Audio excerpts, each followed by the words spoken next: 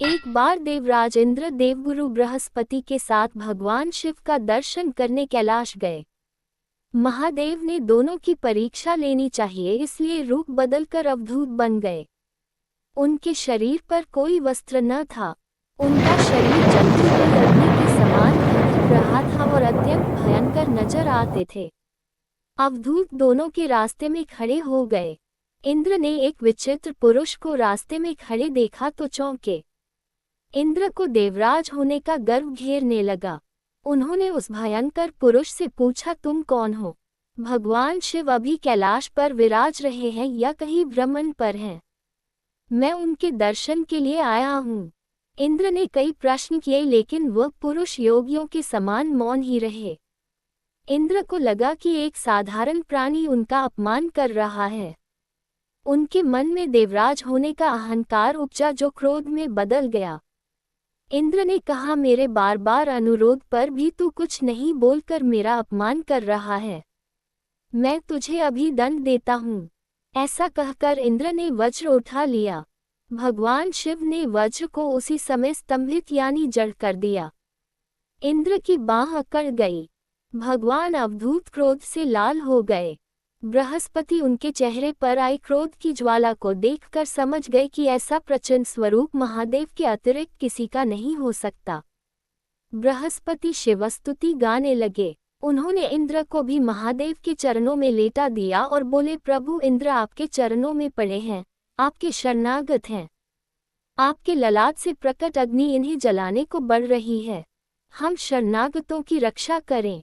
बृहस्पति ने विनती की, प्रभु भक्तों पर आपकी सदा कृपा बरसती है। आप भक्त वत्सल और सर्वसमर्थ हैं।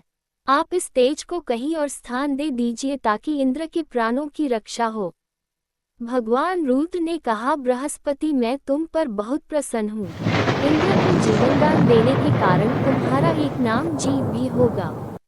मेरे तीसरे नेत्र से प्रकट इस अग्नि का ताप देवता सहन नहीं कर सकते, इसलिए मैं इसको बहुत दूर छोड़ूंगा। महादेव ने उस तेज को हाथ में धारण कर समुद्र में फेंक दिया। वहां फेंके जाते ही भगवान शिव का वह तेज तत्काल एक बालक के रूप में परिवर्तित हो गया। सिंधु से उद्भव होने के कारण उसका नाम सिंधु पुत्र जलंधर प्रसिद्ध हुआ। जलंधर जिसका नाम शंखचूड़ भी हुआ, शिव के तेज से उत्पन्न हुआ था, इस कारण परम शक्तियों से संपन्न था। वह देवों से भी ज्यादा शक्तिवान था। वह उस तेज से पैदा हुआ था जो इंद्र को समाप्त करने वाला था, इसलिए असुरों ने उसे अपना राज बनाया। अवधूत रूप में ये लीला करने के बाद महादेव अंतर्धान हो गए। इंद्र के गर्व का भंजन भी हुआ, भगवान के दर्शन भी हो गए। तुलसी से जुड़ी एक कथा बहुत प्रचलित है।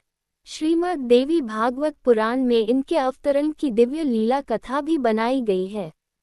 एक बार शिव ने अपने तेज को समुद्र में फेंक दिया था।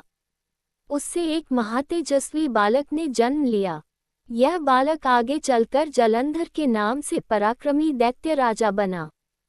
इसकी राजधानी का नाम जलंधर नगरी था। दैत्यराज कालनेमी की कन्या वृंदा का विवाह जलंधर से हुआ। जलंधर महाराक्षस था। अपनी सत्ता के मद में चूर उसने माता लक्ष्मी को पाने की कामना से युद्ध किया, परंतु समुद्र से ही उत्पन्न होने के कारण माता लक्ष्मी ने उसे अपने भाई के रूप में स्वीकार किया। वहां से पराजित होकर वह देवी पार्वती को पाने की लालसा से कैलाश पर्वत पर गया। भगवान देवाधिदेव शिव का ही रूप धर कर माता पार्वती के समीप गया, परंतु मां ने अपने योगबल से उसे तुरंत पहचान लिया तथा वहां से अंतर्ध्यान हो गईं। देवी पार्वती ने क्रुद्ध होकर सारा वृतांत भगवान विष्णु को सुनाया। जलंधर की पत्नी वृंदा अत्यंत पतिव्रता स्त्री थी। उसी के पतिव्रत धर्म की शक्ति से जलंधर न तो मारा जाता था और न ही पराजित होता था। इसीलिए जलंधर का नाश करने के लिए वृंदा के पतिव्रत धर्म को भंग करना बहुत जरूरी था। इसी कारण भगवान विष्णु ऋषि का वेश धारण कर वन में जा पहुंचे, जहां वृंदा अकेली भ्रमण कर रही थी। भगवान के साथ दो मायावी राक्षस भी थे, जिन्हें देखकर वृंदा भयभीत हो गईं। ऋषि ने वृंदा के सामने पल में दोनों को भस्म कर दिया।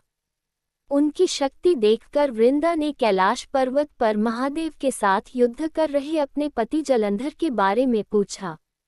ऋषि ने अपने माया जाल से 2 वानर प्रकट किए। एक वानर के हाथ में जलंधर का सिर था तथा दूसरे के हाथ में धड़। अपने पति की ये दशा देखकर वृंदा मूर्छित होकर गिर पड़ी।